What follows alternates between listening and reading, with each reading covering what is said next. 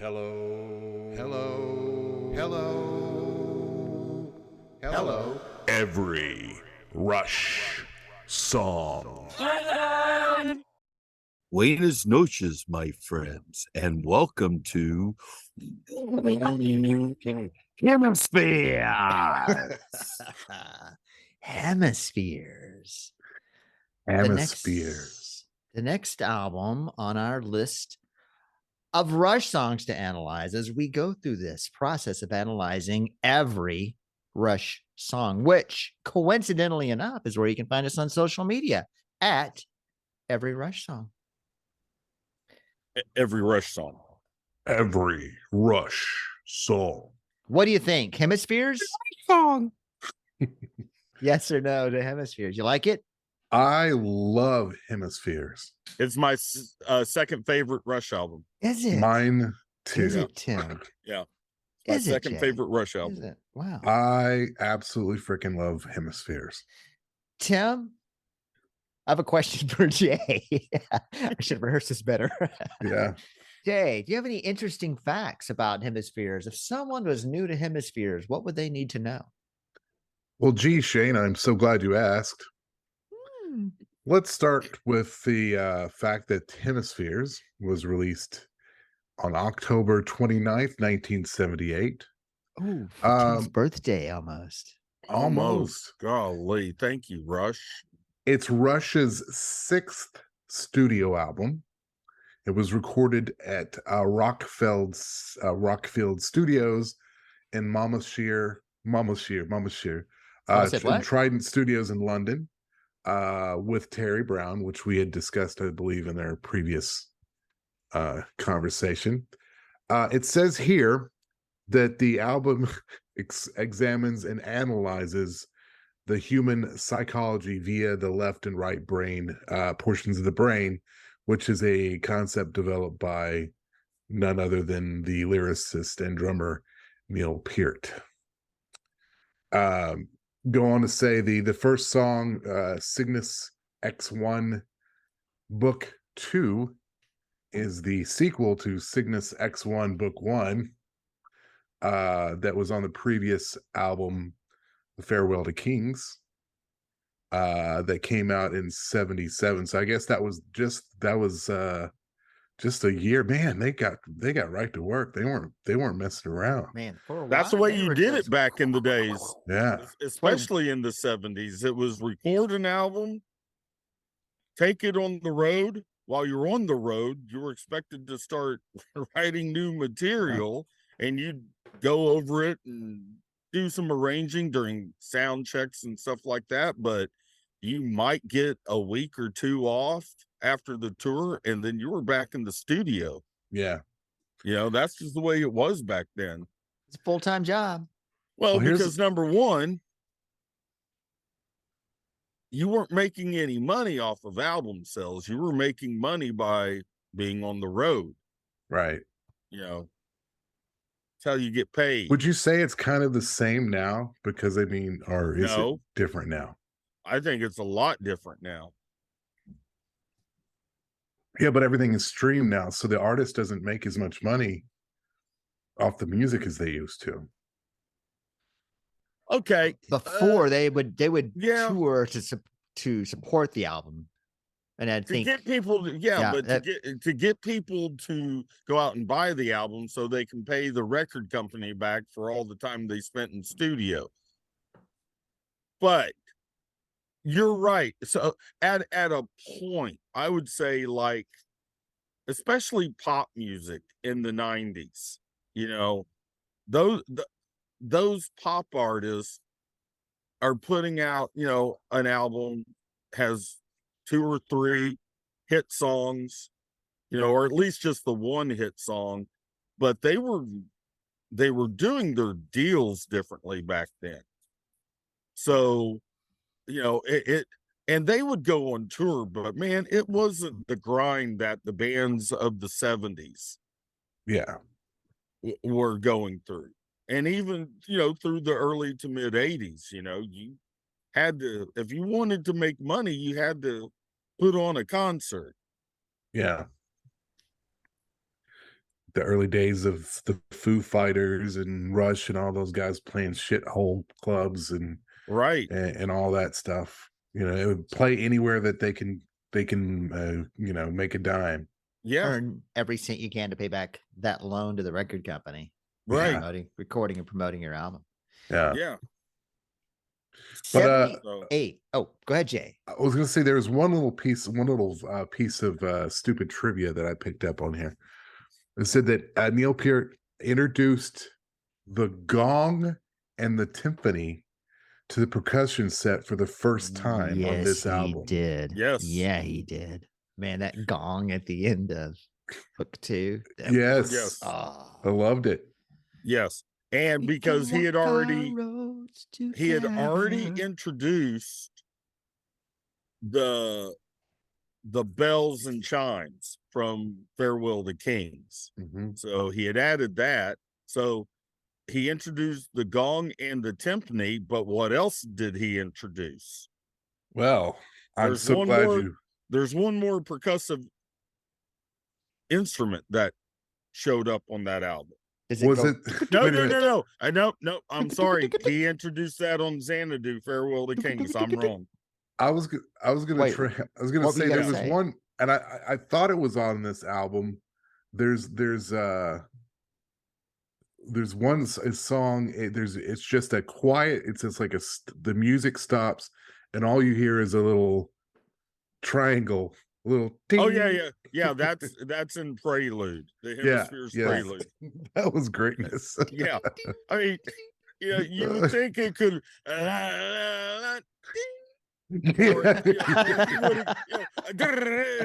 Crash, higher, but it's I love the ting. Hello. The triangle, not used nearly enough in rock and roll. No. Except Fraggle Rock. Know what I'm saying? Remember that? I hear you. Remember junior high when I got to play with the drum corps and I played triangle for Fraggle Rock.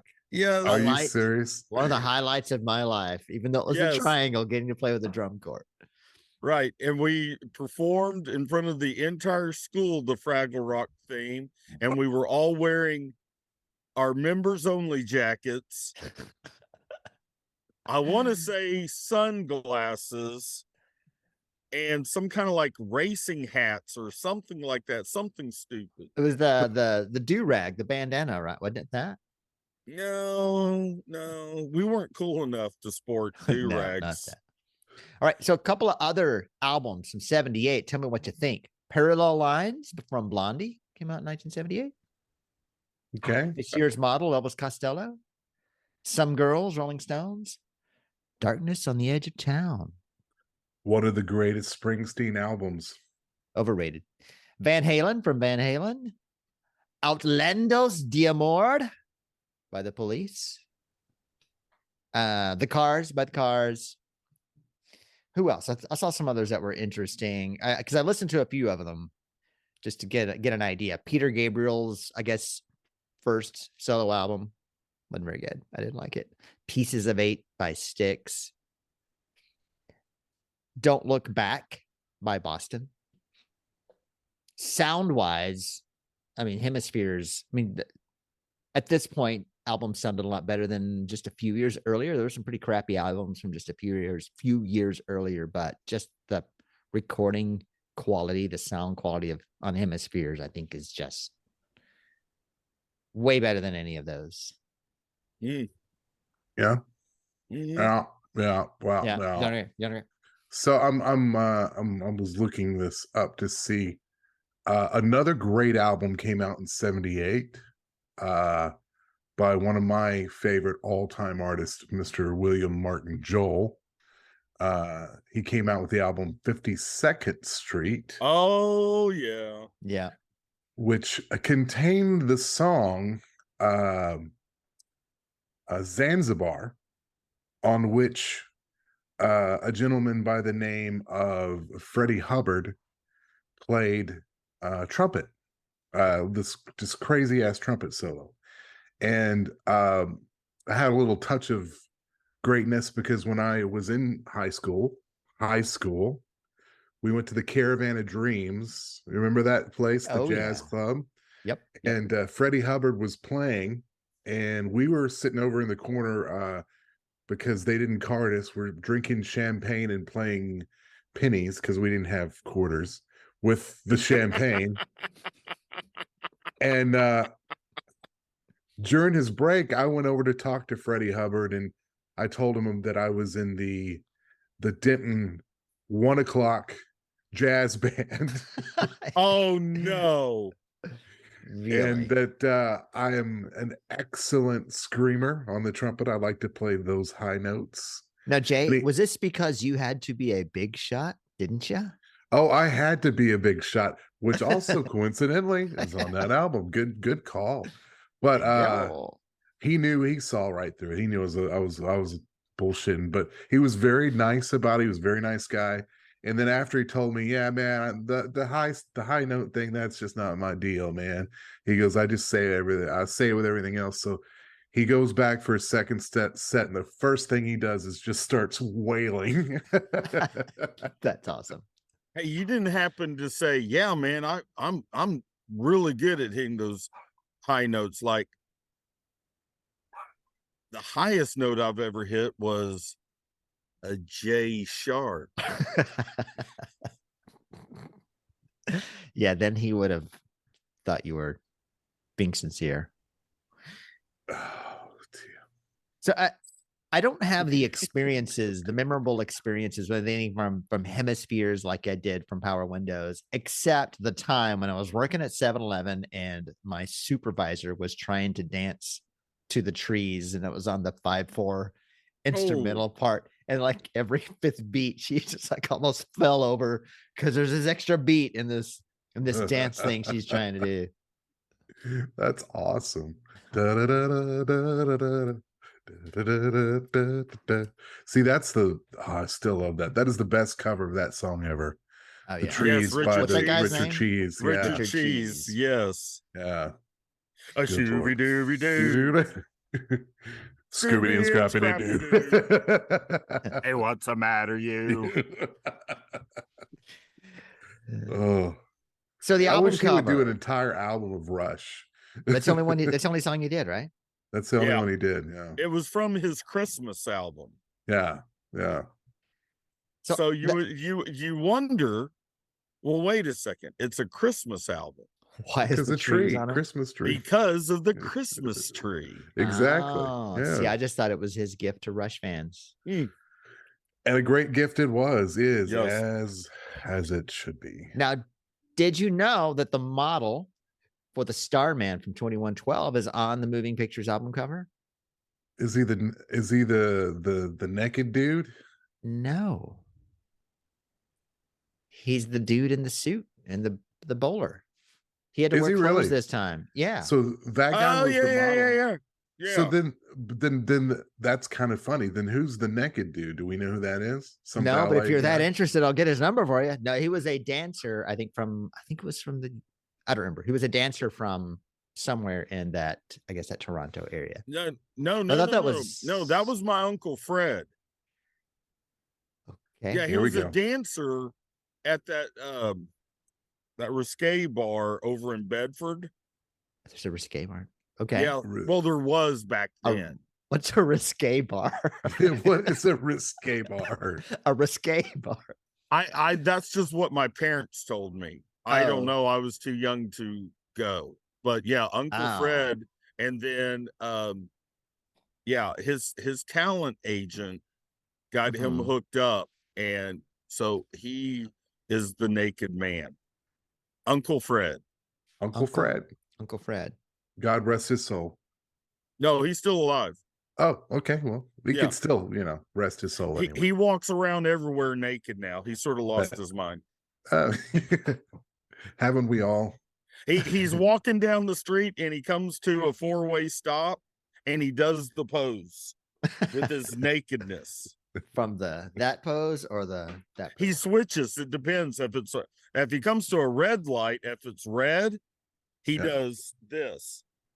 If it's green, he does this. Oh, well, that makes sense. Yeah. Okay. So I'm guessing the guy in the boat in the suit is the Apollonian character, Apollo's side, the mind dude from the mind Right? guys. Yes. And the dancer maybe is the Dionysus. Yes. Love and free and Dionysus. all. My kid calls him Dionysus. And she Oh, and insists that I it's just Dionysus, not I Dionysus. just noticed this. How stupid am I? I What's just that? noticed that they're each standing on one side of the brain. Right. And if you're looking at it from the front, right? Because it looks like if you're looking at the album cover, that Yeah. the front of the brain is towards the middle, the dude in the suit is on the right side, and Right. the naked and free guy is on the left side. So that that hemispheres thing. Yeah.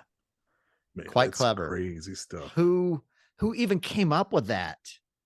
Boy, if that's Neil, if that's not a political Tucson. statement, I don't know Tucson. what is. A political statement, really? Yes. Like right brain, like right Left wing, left side. wing. Right, left wing, right wing. Yeah, I think there's a little bit of Batwing, X-wing. Bat? Did you say Batwing? Batwing, yes. Nice. Well played, Jay. Well played. Yeah, I think that's kind of a theme of the whole album, not just the Cygnus X1 Book 2, that whole transcending the differences to transcending in general. But I think first couple of songs are about differences. The trees, you have the maples and the oaks that are fighting it out. And X1 Book 2, you've got the Apollo versus the Dionysian army, and then circumstances kind of transcending his he had this life and then he's trying to transcend it, but you kind of get this impression that even though he does, doesn't change him much. He doesn't feel any different about himself. And then La Via Strangiato, just the dreams, Alex's dreams. Yeah, that's a it's funny you should say that, because I was just reading that. It was the about Alex's dreams, saying it was based upon various nightmares that he would have. Now there are two while things. on tour. Isn't that cool that he's somehow able to translate his dreams into songs? He said, which provided a theme to what he described as a musical recreation of his nightmares. That's kind of cool. Crazy. I know. Monsters. Jump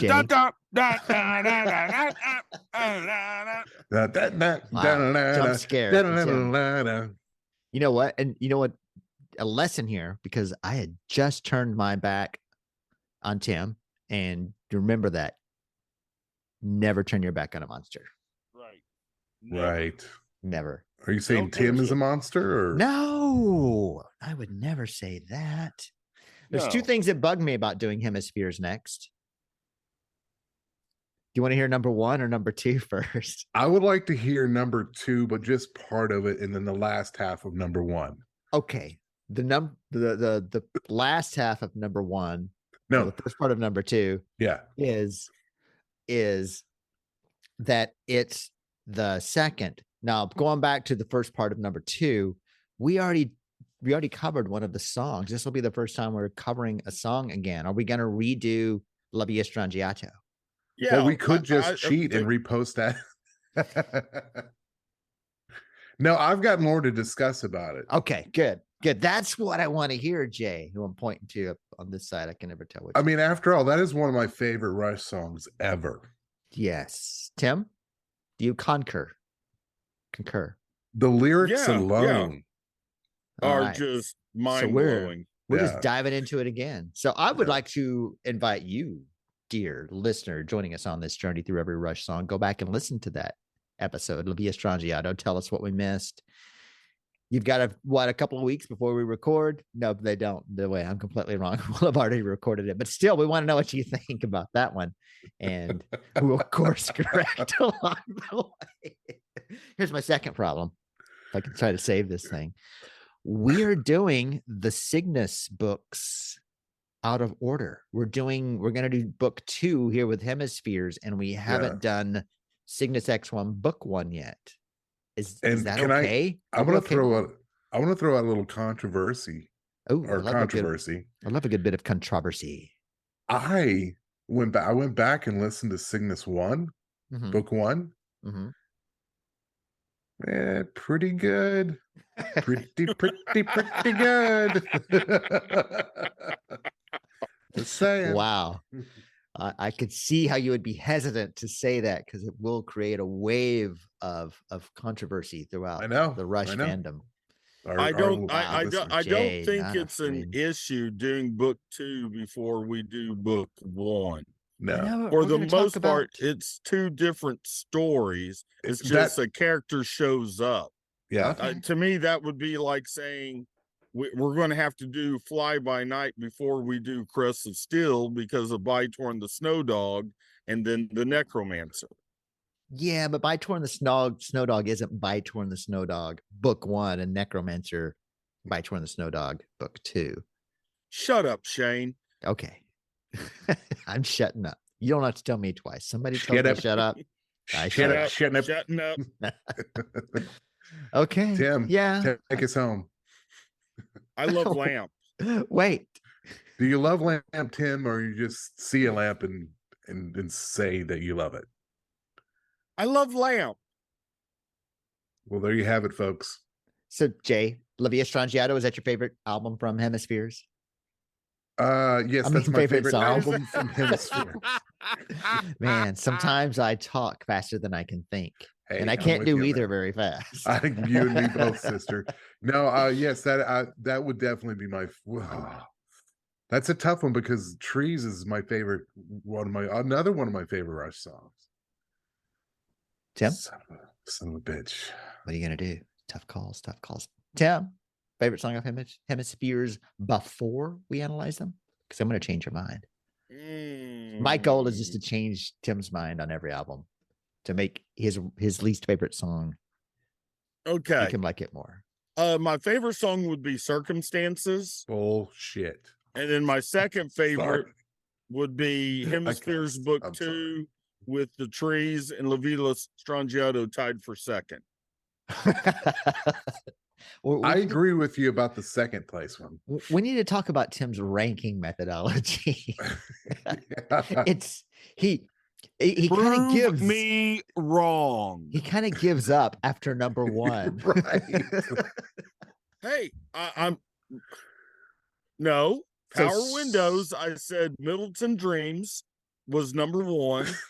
Big Money, Grand Designs, Manhattan Project, Territories, and Marathon were tied at number 2 with Emotion Detector and Mystic Rhythms, a distant number 3. Distant. Now you put I should have covered this last week for the Power Windows ending. What's it called? Preview, post view, whatever. So those are equal to you. You dislike them equally, or you like them equally less than the others. Emotion Detector and Right, they're on I really the can't. same Mystic Rhythms. Okay. Yeah. Cool. So now when I first started to listen to Hemispheres, I always listened to Trees first and then La Villa Strangiato. Those were my 2 favorites. And but after time and actually just listening to Circumstances, and man, when they brought that song back and played it on the Snakes and Arrows tour, boy, there's a song you were like, really? I would expect them to bring out tears before they would play Circumstances. Or maybe, right, or maybe even Revendell, before. Just never thought I would hear that song live. And that was awesome. I'm gonna have to give that some more consideration. I'm gonna start a little more controversy here. La Via Strangiato, like Jay, is my favorite. One of my top few Rush songs overall. I think even back when I first listened through Hemispheres the first couple of times, even then I was thinking, why isn't anyone talking about this Circumstances song? This song is so underrated.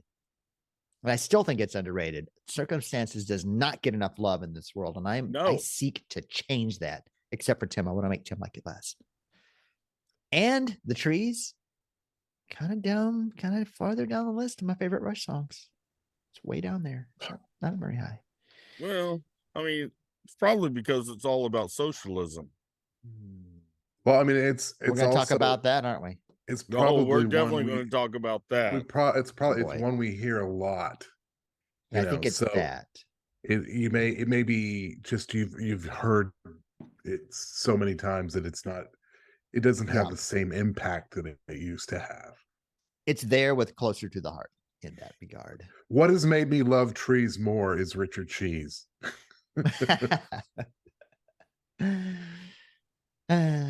Well, there are a lot. And if you don't know who of Richard layers. Cheese is, by the way, if you don't know who Richard Cheese is, check him out. His name is Richard Cheese. And he does songs in like a loungy thing. And it's all sorts of songs. We're talking like every genre, except for fusion jazz. No, he does that too. But you should totally check it out. Yeah, Also his version Rush. of the trees is really good. Really Hands, cool. yeah, it's great. I was going to say hands down, but The trouble with the maples, and they're quite convinced they're right. Pop, pop. They say the oaks are just too lofty, and they grab up all the light. Da, da, da. But the oaks can't help their feeling if they dig the way they're made. I like that. Dig the way they're made. I never they dig it, baby. noticed that. Oh yeah, and there's a lot of layers to those lyrics, Tim. You're gonna love it when we analyze that song. The trees will end up being an 8-part. Could it be our first that we split into 2 parts? Will it? We're gonna make a concept album out of the trees. Spoiler alert, it won't. Well, all right. With a bonus track called Space Guitar. Space guitar, space guitar. I'm playing you alone in this bar. We're in space. Children of the 80s are playing space guitar. Space They're singing songs of Saccharin. Come back.